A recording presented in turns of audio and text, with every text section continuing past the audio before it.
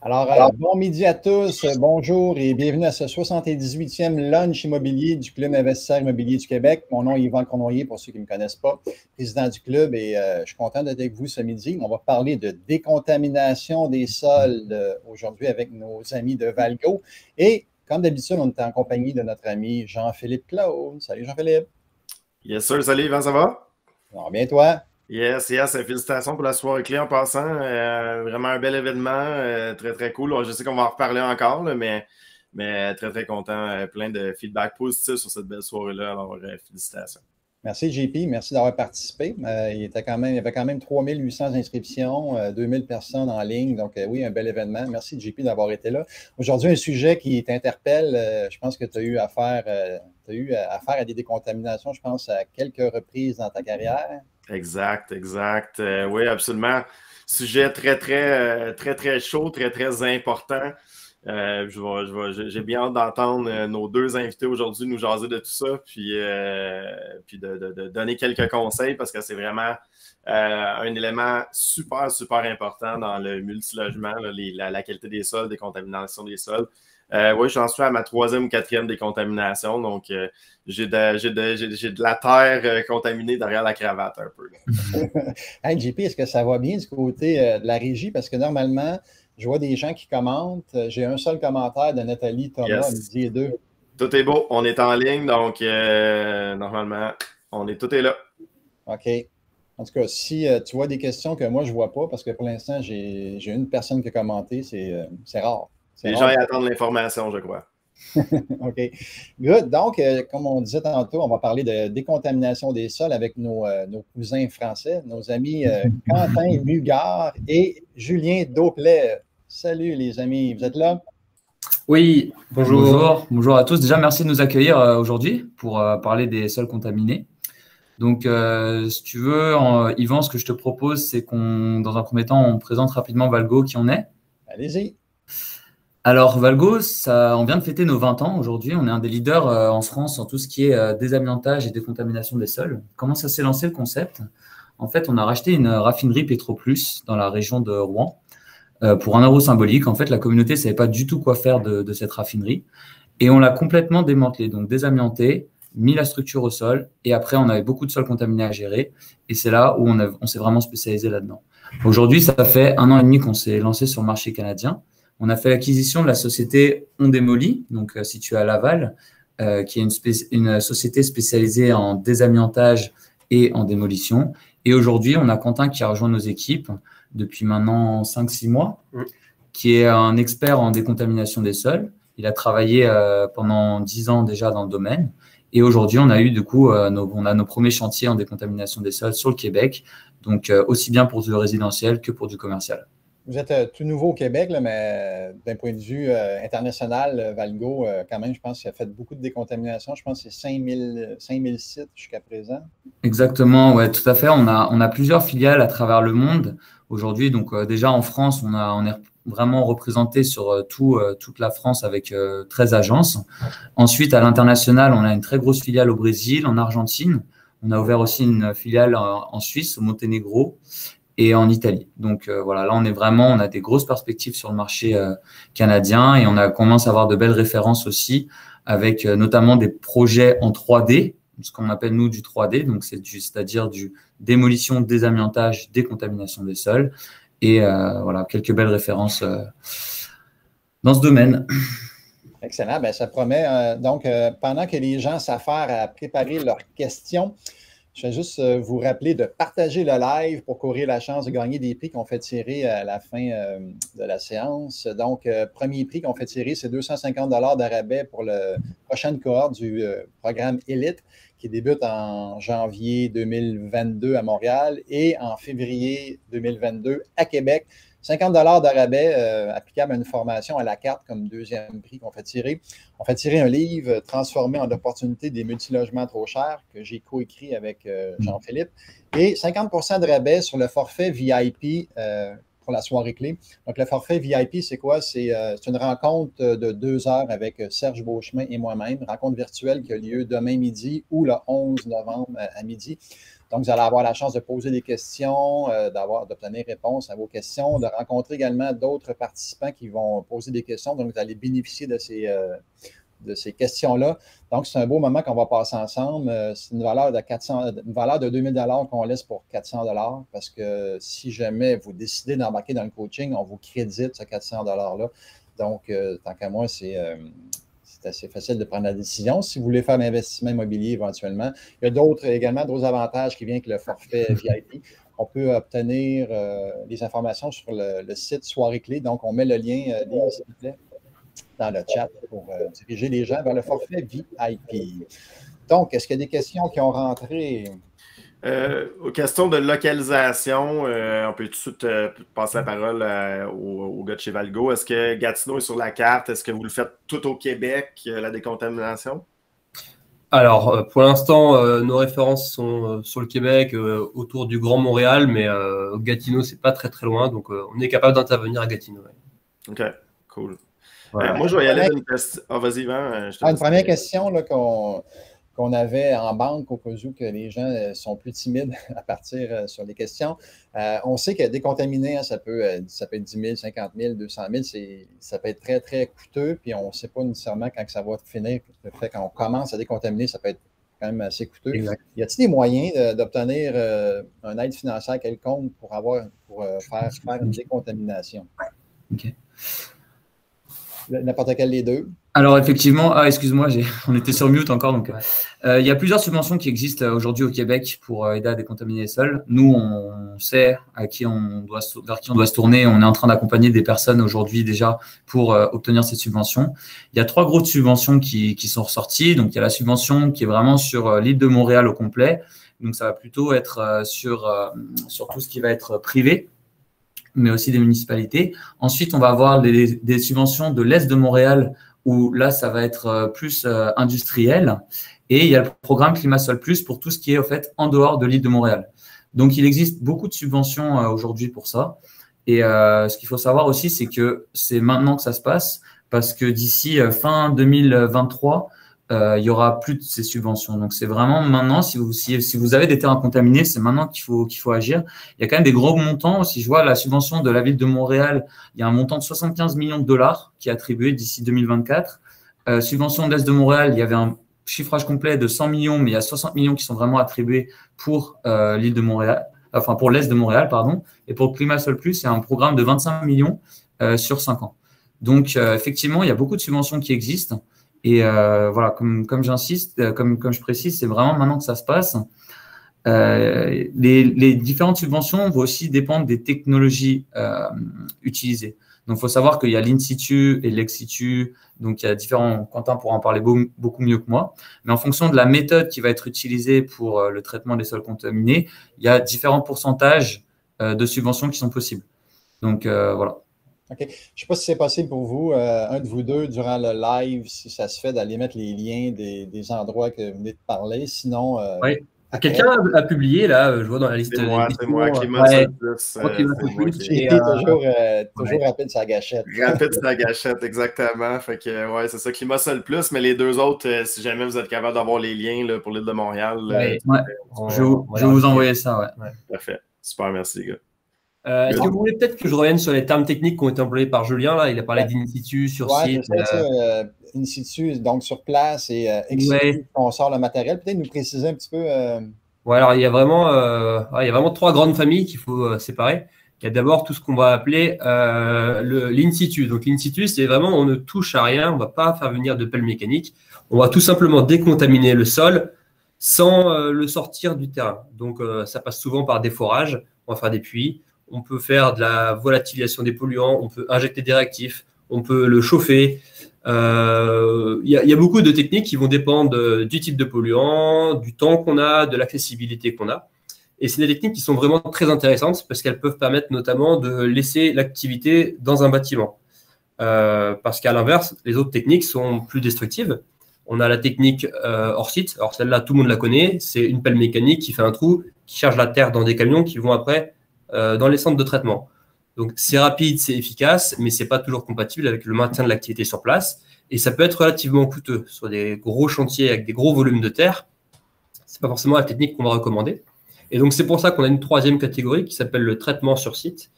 Donc, c'est un peu un mélange des deux. C'est qu'on va quand même sortir les sols contaminés, mais au lieu de les emmener en centre de traitement, on va les garder sur le terrain. Donc, ça demande d'avoir un petit peu de place.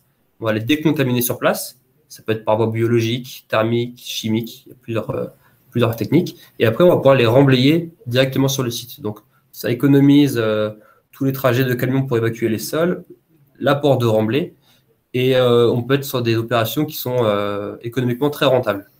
Et donc ça, pour adapter le choix de notre technique, ça va dépendre d'abord du polluant. Tout ce qui est pollution organique, donc de type pétrolière, ça offre beaucoup de possibilités de traitement. Et ça va dépendre vraiment du temps qu'on a aussi sur le projet. C'est sûr que s'il faut que le chantier soit fini dans 3 mois parce que la construction vient suivre, c'est beaucoup plus compliqué de choisir le traitement sur site. OK. Jean-Philippe, as-tu vécu une de ces trois? C'est sûr, une de ces trois, Malik. Qu'est-ce que tu as vécu là-dedans? Mais en fait, j'aimerais peut-être m'adresser aux gens puis en passant, j'adore ça, j'adore ces discussions-là, puis vous allez en avoir, mais j'aimerais ça peut-être descendre d'un niveau pour les gens qui ont peut-être jamais acheté du meuble commercial.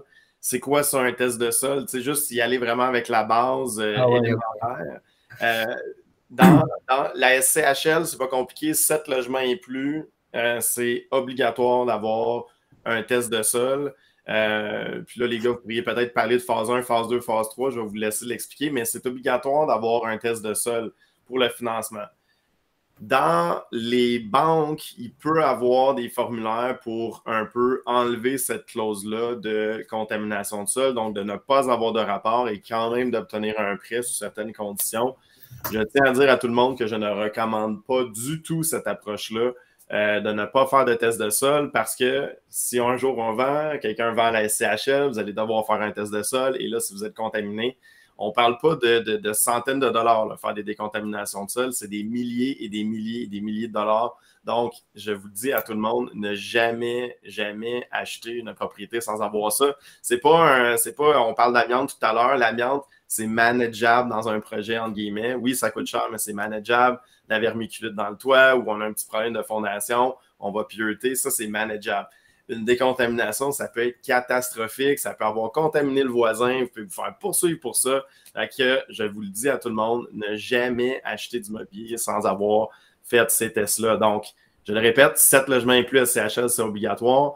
5-6, ça ne l'est pas, mais je vous conseille quand même de le faire. Donc, je vais vous laisser expliquer, les gars, peut-être phase 1, phase 2, phase 3. Puis après ça, je vais vous envoyer aussi peut-être des questions que je reçois toujours en coaching concernant la décontamination. Mais je vais vous repasser la parole, expliquer c'est quoi une phase 1, phase 2, phase 3. Je sais que vous n'êtes pas nécessairement dans l'analyse, mais quand même de l'expliquer aux gens, je pense que ça vaudrait la peine. D'accord. Alors, pour revenir sur les différentes étapes d'analyse, il faut savoir qu'elles ont un certain coût, donc on y va par étapes. La phase 1, c'est une première caractérisation du site pour voir si potentiellement on va retrouver des sites de pollution. Les sources de pollution les plus classiques qu'on va retrouver, c'est bien sûr les cuves de carburant, que ce soit le mazout, les postes de distribution d'essence, des choses comme ça. C'est toutes les activités industrielles qu'il y a pu y avoir par le passé. C'est quand même important de s'y intéresser parce que sur l'île de Montréal et même le Grand Montréal a connu beaucoup d'activités industrielles par le passé. Il y a eu des constructions depuis. Donc, même si on est sur de l'habitation résidentielle, on n'est pas à l'abri d'être sur un site potentiellement contaminé, voire très contaminé. On a vu encore récemment des choses vraiment surprenantes. Donc, voilà, pensez à faire ces analyses. Donc, le premier, donc phase 1, c'est une première caractérisation sommaire. C'est est-ce qu'il y a des sources de pollution potentielles et on va faire quelques sondages là où on a des doutes sur les sources de pollution.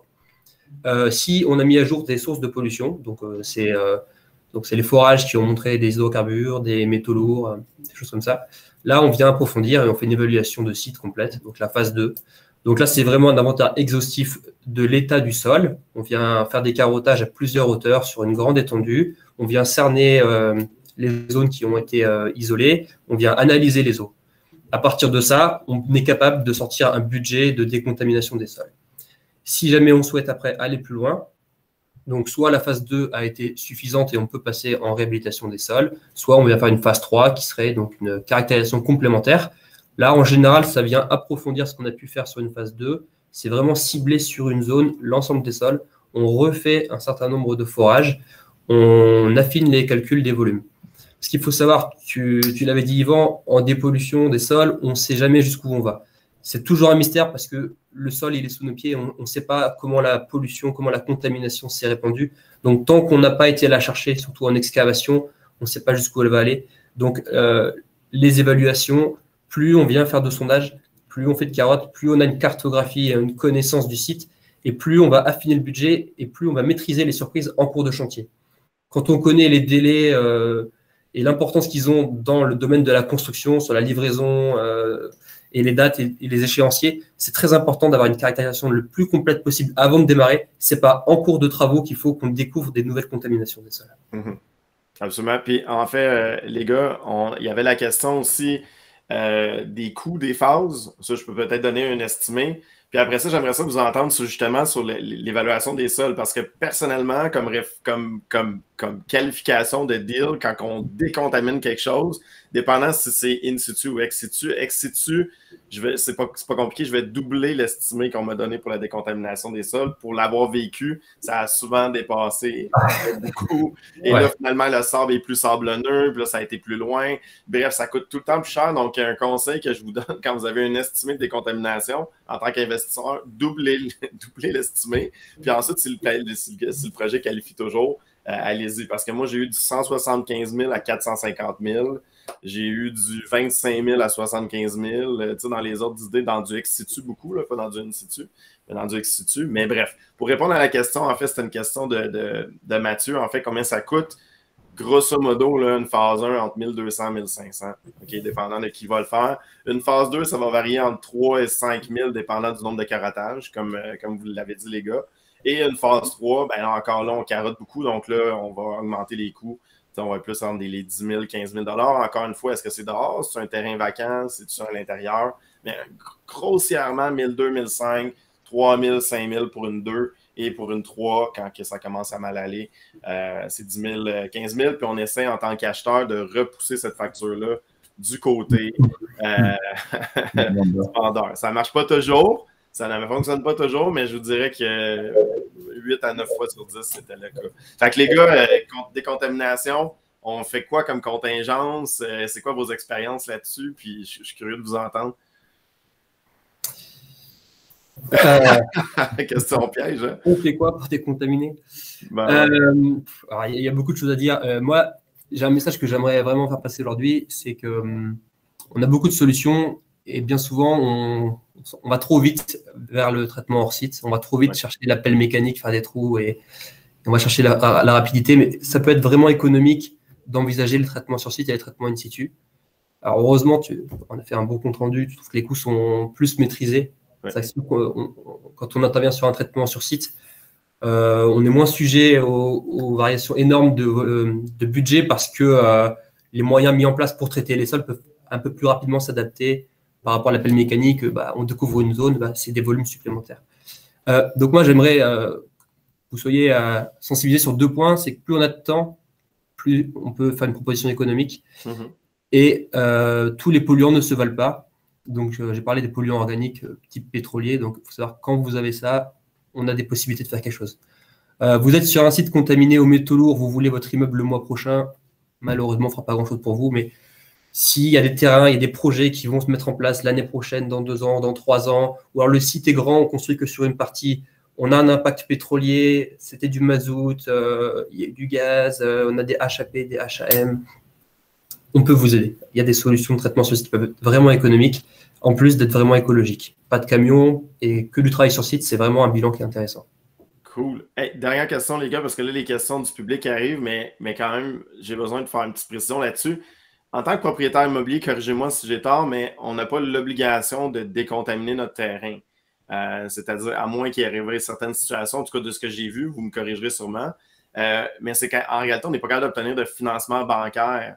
Mais j'étais curieux de voir dans la in situ, si on s'engage à faire une décontamination in situ, est-ce que les gars, vous avez vu, là, je pose peut-être un peu l'expertise, mais est-ce que vous avez vu des gens capables d'obtenir un financement bancaire, même dans une décontamination in situ qui peut durer plusieurs années? J'étais curieux de vous entendre là-dessus. Alors, ça dépend. C'est dans le cadre d'un changement d'usage ou c'est juste le propriétaire qui reste Juste le propriétaire. Oui, exactement. Changement de propriétaire. Donc, moi, j'achète, il est contaminé, je vais avec une décontamination in situ. Est-ce que je peux quand même obtenir un financement, même s'il y a une contamination, puis si on y va pour du in situ? Peut-être que je pousse trop loin, les gars. Ouais, non, mais je ne veux pas dire de bêtises, mais je pense que oui, un propriétaire peut avoir une subvention. Hein. Il y a quelques règles d'exclusion qui sont quand même à connaître. Par exemple, le propriétaire ne doit pas être le pollueur. Ça paraît logique. Hein.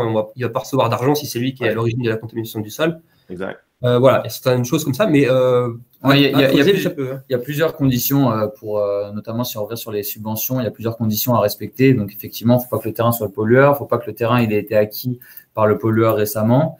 Et il ne faut pas que l'entreprise soit inscrite au registre des entreprises non admissibles. Okay. Donc, il y a plusieurs conditions comme ça, mais nous, on accompagne plusieurs clients là en ce moment sur ces aides aux subventions parce qu'ils ont bien compris que c'était maintenant que ça se passait et ça se fait bien. Il y a quelques conditions à respecter et on peut vraiment vous guider à travers ça, quoi. Cool. C'est bon. Yvan, je te laisse mener la question. Excellent. Pendant que tu prépares une prochaine question du public, j'ai 2-3 petits points, une petite annonce à faire. On a parlé tantôt de la soirée clé. C'est encore possible d'y assister en rediffusion. Donc, on va sur le site et on fait une contribution. C'est entre 20 à partir de 20 et plus. Donc, vous donnez le montant que vous voulez et ça va vous permettre d'avoir accès à la soirée clé. Donc, avis aux intéressés, on a eu vraiment un gros succès. 3800 inscriptions, 2000 personnes en ligne. Donc, on avait une belle brochette d'invités également. Donc, on avait François Lambert, un ex-dragon. On a eu Luc Poirier, investisseur à succès, Chantal Lacroix. On a eu 3 autres invités. Vous verrez sur le site voir en détail qui sont nos invités. Donc, on vous invite également à partager le live parce qu'on fait tirer des prix bientôt. Donc, JP, est-ce qu'on avait une autre question du public? Oui, je vais orienter surtout les questions vers la décontamination parce qu'on est plus dans le volet décontamination que le volet analyse de sol du départ. Dominique Savoie, c'est quoi les divers contaminants? Est-ce qu'il y a différents travaux? Puis là, on parle beaucoup en passant, je vois quelques questions sur le chat, là, in situ, ex situ, on le dit in situ. Oui, une question, on développe un peu, oui. Exactement, donc là, on est dans le jargon, mais on décontamine en position, donc on n'extirpe pas la terre. Ex situ, c'est l'excavation, je pense que tu le dis rapidement, mais on le répète. Donc, c'est quoi les différents contaminants? C'est quoi les différentes techniques pour les différents contaminants? Alors, les différents contaminants, il peut y avoir vraiment beaucoup de choses. Des matières résiduelles dans un sol, c'est un contaminant. Il ne va pas poser autant de problèmes que des solvants chlorés ou du pétrole ou des métaux lourds. Globalement, pour le choix des traitements, on va les classer en 2 grandes catégories. Donc, polluants organiques. Organique, ça veut dire que globalement, sous des bonnes conditions, il sera biodégradable, le polluant. Il faut savoir que tout ce qui est produit pétrolier, c'est biodégradable. Ça prend du temps, ça prend des conditions particulières, mais c'est biodégradable. Donc, on est capable d'agir dessus. Et tout ce qui est inorganique, l'autre famille, et donc là, on va retrouver tout ce qui est les métaux lourds principalement. Les métaux lourds, que ce soit le plomb, l'arsenic, le zinc, ce sont les atomes eux-mêmes qui posent problème. Donc, on n'est pas capable de les casser. Ce n'est pas des molécules qu'on peut casser. Donc, eux, ça va être d'autres solutions de traitement. C'est plutôt soit du confinement, soit de la séparation, soit de l'extraction ou de la stabilisation. Mais donc là, ça peut être les mêmes types de traitements. Et pour le traitement in situ, nous, on va plutôt aller chercher donc, dans les polluants organiques. Mmh. Et donc, du coup, je vais peut-être revenir tout de suite sur la deuxième partie de ta question. Et j'ai vu les questions défiler. Qu'est-ce qu'un traitement in situ? Donc, peut-être je vais donner des exemples pour un petit peu illustrer tout ça. Fierté québécoise, la biopile, c'est un système qui a conquis le monde et qui a été inventé ici, sur l'île de Montréal. La biopile, c'est un système très intéressant parce que le principe, c'est d'excaver des sols pollués aux hydrocarbures et de faire travailler les bactéries qui sont naturellement présentes dedans pour qu'elles viennent dégrader les hydrocarbures. Donc, en fait, on va offrir des conditions favorables aux bactéries du milieu pour qu'elles viennent se développer et consommer naturellement la pollution hydrocarburée. Et après ça, les sols peuvent être réutilisés. Donc, ça s'appelle la biopile et c'est très intéressant économiquement. Ça prend entre 6 et 12 mois suivant le type de polluant et puis la période de l'année sur laquelle on va travailler. Mais c'est vraiment très efficace et c'est utilisé de par le monde. Traitement hors site, donc on a dit ça, c'est les traitements par excavation. Et les traitements in situ, on pourrait parler notamment de la désorption thermique in situ. Le principe, c'est en fait de faire des forages dans lesquels on va introduire des tubes qu'on va faire chauffer à plus de 600 degrés. On va en mettre tous les 2 mètres. Et le but, en chauffant le sol, c'est de volatiliser tous les hydrocarbures et de pouvoir après les capter par d'autres puits d'extraction et de les récupérer sur une durée de quelques semaines. Là, on est plus sur la même durée que sur le traitement biologique.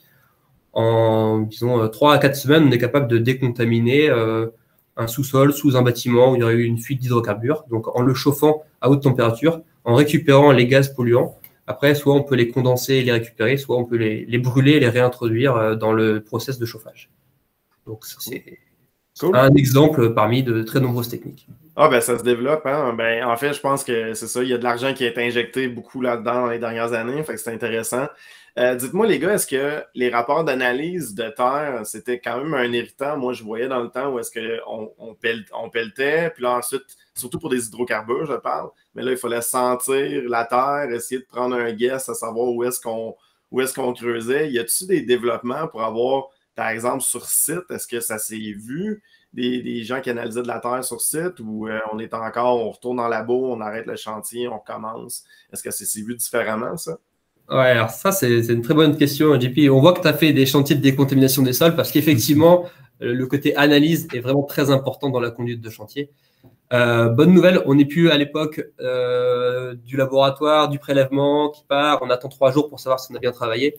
La majorité des polluants, je dis bien la majorité puisque ce n'est pas le cas pour tous, mais on est capable de les analyser directement sur le terrain. On a des appareils portatifs qui s'appellent des PID qui nous permettent d'analyser s'il reste des hydrocarbures dans le sol. Alors, ça prend une petite étape de caractérisation pour voir par rapport au seuil de décontamination des sols si ce qu'on mesure est conforme avec l'usage prévu. Mais on est capable d'analyser directement sur le terrain. Et d'ailleurs, ça me fait penser que peut-être qu'il faudrait qu'on précise les catégories des sols A, B, C. Je ne sais pas si. Oui, ça serait bon. Les familiers, ouais. C'est que tous les polluants qu'on peut trouver globalement sur les terrains sont listés et on a fixé des critères génériques pour les usages prévus. Parce qu'il faut savoir qu'on ne dépollue jamais un terrain à 100%, c'est quasiment impossible. Par contre, on le met en conformité avec l'usage prévu. Donc, on a prévu 3 grands types d'usages avec des lettres A, B, C. A, c'est un terrain qui serait très, très, très peu pollué. Donc, il peut accueillir les activités sensibles comme les activités agricoles. La catégorie B, c'est un petit peu moins sensible. Donc, on peut y mettre… on tolère un niveau résiduel un petit peu plus élevé. Donc, ça va correspondre à tout ce qui est la partie résidentielle. Et la lettre C, ce serait un usage qui serait commercial, industriel ou le stationnement. Donc, c'est un usage qui est pas sensible. Donc, il y a moins de risques pour la population. Cool. À la demande de Yvan, il m'avait demandé de montrer cette photo justement quand on parlait de décontamination de terre.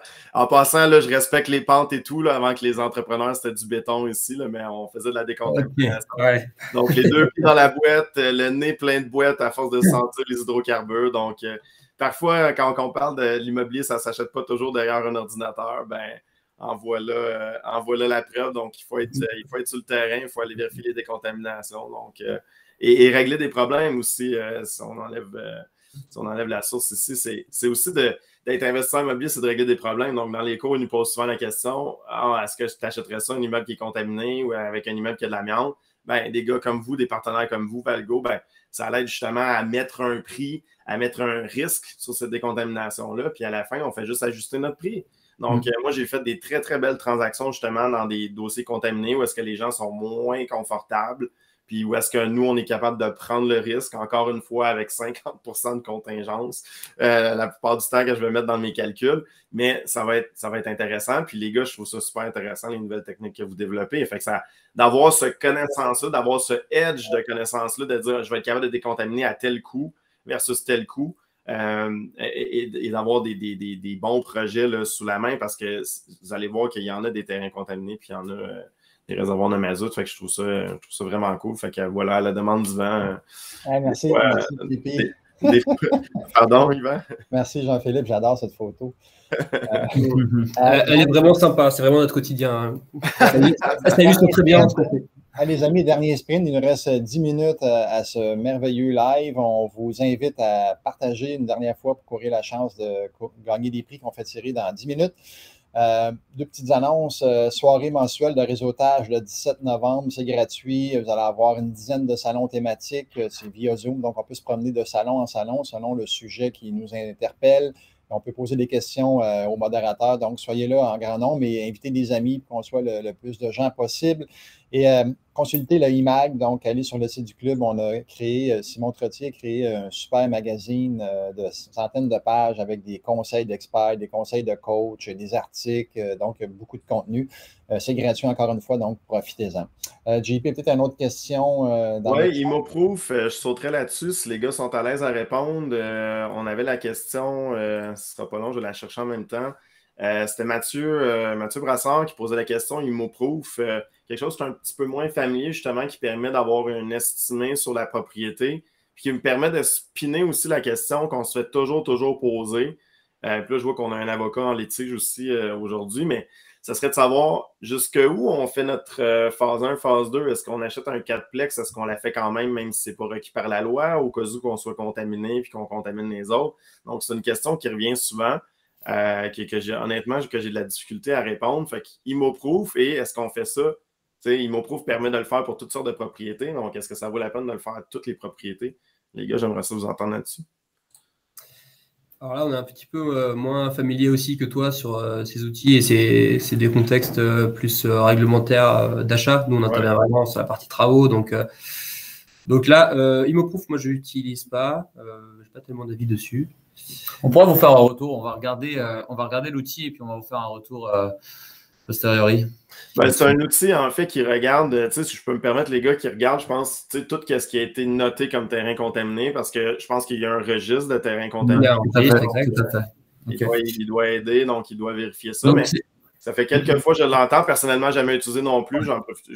Si jamais je peux rebondir, le registre ne prend pas en compte tous les terrains, même si la plupart des évaluations sont rentrées, les réservoirs doivent être notifiés, doivent être consignés, donc on sait où sont les réservoirs potentiellement polluants.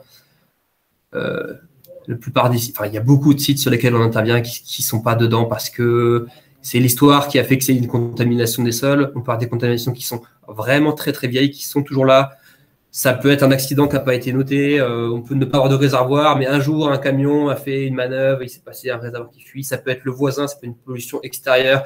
Ça peut être des dépôts sauvages qui n'ont pas été notifiés. Ça peut être vraiment beaucoup de choses. Donc, moi, je peux que conseiller d'avoir une évaluation le plus complète possible.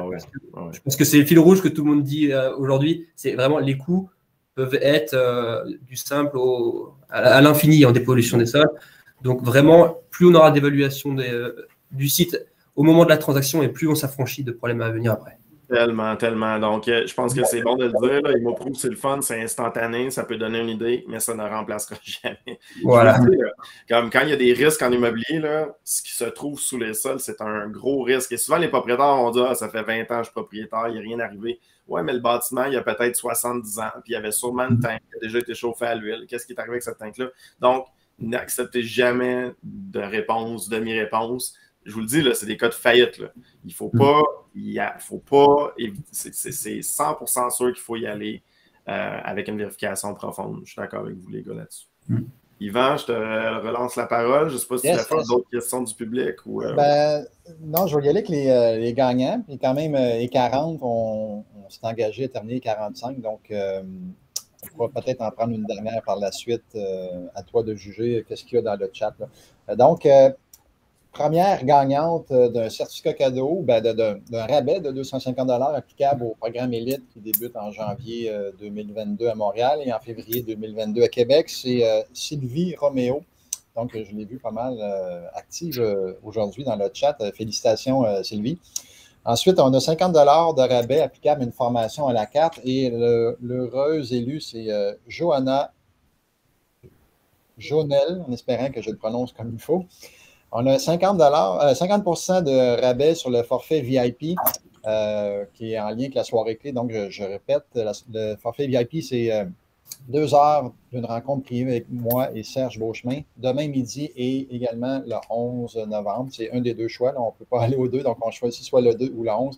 Et pendant 2 heures, on répond à vos questions. Vous allez faire des contacts également avec les autres intervenants qui vont être là, d'autres entrepreneurs, d'autres investisseurs. C'est un petit groupe privé.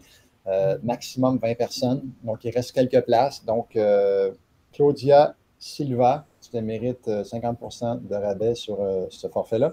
Et Mathieu Brassard se mérite un livre, donc un livre de ton choix, Mathieu. Donc, félicitations gagnant. Pour réclamer votre prix, allez sur le site du club, dans nous joindre et contacter Julie au bureau. Elle va vous faire vous arranger ça à la mode. Donc, JP, dernière question peut-être avant le mot de la fin. Ouais, dernière question intéressante. Puis en passant, excuse-moi, j'ai pris du temps d'antenne, mais c'est un sujet qui me touche particulièrement, les décontaminations. Je pourrais vous montrer d'autres photos. En passant, cette décontamination-là, c'était relativement simple, mais on a décontaminé sous un 21 logements. On a pieuté tout le 21 logements. Les gens ont resté à l'intérieur du 21 logements. On a creusé, on a ouvert la fondation, on a renforcé la fondation pour rentrer les pelles mécaniques en dessous. Puis on a sorti 450 tonnes de terre en dessous de ce 21 logements-là. Donc, je pourrais vous montrer des photos de ça. Je suis sûr que les gars, vous avez plus impressionnant. Mais en tout cas, pour moi, c'était quand même déjà très beau. Une belle décontamination. Donc, c'est un sujet qui me tient à cœur. Dernière question pour vous, les gars. C'était, est-ce qu'on peut échouer une décontamination in situ? Je trouvais la question intéressante. Ouais, la question est intéressante. Ouais, on peut échouer un traitement in situ. Si on ne choisit pas la bonne méthode, si on implante mal le traitement, si on n'y passe pas suffisamment de temps, il peut se passer des choses qui nous permettent d'échouer. Mais globalement, il n'y a aucun terrain qui n'est pas décontaminable. Ils le sont tous. Il suffit juste de trouver la bonne technique, de bien la mettre en œuvre, d'y consacrer le temps prévu. Bon, voilà, on peut toujours le faire. Mais oui, on peut échouer si on essaye d'extraire les vapeurs d'un polluant volatile et que finalement il n'est pas volatile, s'il est piégé sous un bâtiment, qu'on n'arrive pas à l'aspirer, si on a la nappe phréatique qui a un niveau qui fluctue là où on ne l'attendait pas, si on a implanté à côté de la zone contaminée, on pourra échouer. Mais donc ça, c'est une affaire toujours d'analyse, de temps et de choisir la bonne technique cool. Et les bonnes compagnies. Merci les gars. En passant, je voulais te dire merci parce que puis je voulais donner un petit takeaway de ce Q&A-là du midi. C'est que si vous avez un terrain contaminé, allez voir ces gars-là, allez voir Valgo. Parce que c'est là qu'en ayant la bonne technique de décontamination, ça va peut-être vous coûter moins cher et que vous allez être capable de finir par faire le projet. Un investisseur immobilier, c'est un solutionneur de problèmes. Un terrain contaminé, c'est un problème. Il faut juste le calculer. Il faut calculer notre risque. Il faut calculer les coûts. Évidemment, j'ai parlé de contingence et tout, mais c'est vraiment un bon edge. Fait que moi, je vous dirais, c'est vraiment un beau créneau, les décontaminations. Puis d'avoir la bonne méthode de décontamination, ça peut vous coûter vraiment moins cher. Fait que avant de laisser la parole à Yvan, je voulais juste vous donner un thumbs up. J'ai un dernier petit point à souligner. Vas-y. Donc effectivement, on est spécialisé en décontamination. Moi, je suis plus un peu dans la transversalité des projets. Valgo, on est vraiment très fort en décontamination. On a aussi toute la partie démolition et donc désamiantage, parce que des fois, il faut faire un peu de démolition avant de pouvoir faire la décontamination des sols. Donc, c'est quelque chose qu'on fait aussi.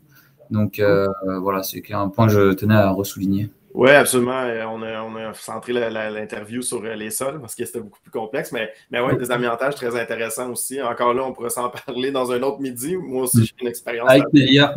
Avec plaisir. Voilà. Yvan, de retour à toi. Excellent. Bien, merci.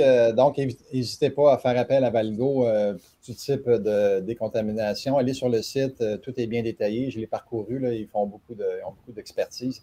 Donc, on est dans les temps, les amis. Donc, merci d'avoir été là. On vous rappelle une dernière fois de participer, si vous voulez, à la soirée clé en allant sur le site. On peut contribuer, avoir accès à cette super soirée qu'on a eue. Donc, on est très, très content du résultat. Et nous, on se revoit la semaine prochaine, donc le 8 novembre, pour un autre lunch immobilier. Et cette fois-ci, on va parler d'investir en Floride avec notre ami Nicolas Lapointe, donc coach au club. Donc, on parle de la Florida la semaine prochaine. Donc, merci beaucoup d'avoir été là. Et n'hésitez pas à partager le live. Merci à vous. Merci les amis. Donc, merci Jean-Philippe. Et on se revoit la semaine prochaine.